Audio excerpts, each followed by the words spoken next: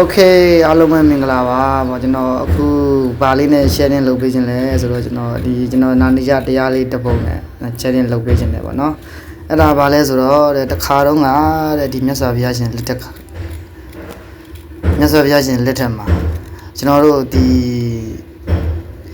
ဟိုပြောမလို့လိမ့်ဆန်အတက်တင်တဲ့ဆရာဗောစင်တွေကိုတက်တင်တဲ့ဆရာတယောက်ရှိတယ်တဲ့သူ့နာမည်ဆရာကန္နရကသူကမြတ်စွာဘုရားစီကိုလာပြီးတော့လျှောက်တယ်တဲ့အရှင်ဘုရားတဲ့တပည့်တော်ဆိုလို့ရှိရင်တဲ့စင်တွေကိုအသက်တင်တဲ့ကန္နရကပဲဖြစ်တယ်တဲ့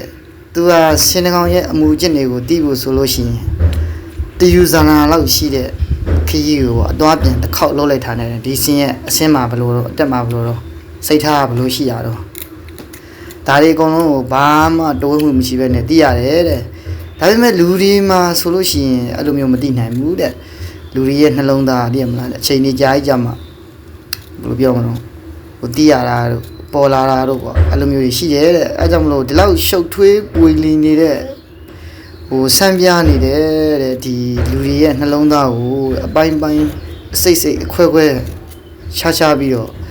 တိအောင်ဟောတာတဲ့မြတ်စွာဘုရားအင်မတန်ကိုပဲပေါ့ဟို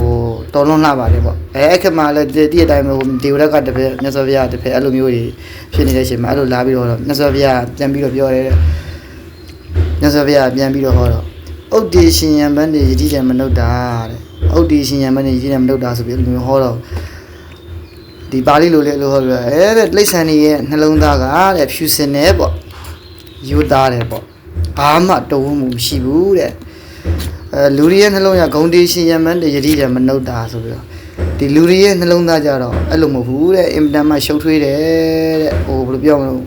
နှစ်ဒီအကြာကြီးလာမှလည်းတိလာနိုင်တယ်ပေါ့ဒီလူတယောက်ရဲ့စိတ်လူတယောက်ရဲ့နှလုံးသားဆိုအဲကြောင့်မလို့ဒီလောက်ရှုပ်ထွေးနေတဲ့လူတွေရဲ့နှလုံးသားကိုဟိုအပိုင်းခွဲတိအောင်လုပ်တာမြတ်စွာဘုရားအင်တန်မှဟိုပေါ့တန်ဖိုးကြီးလာပါတယ်ဖေယားပေါ့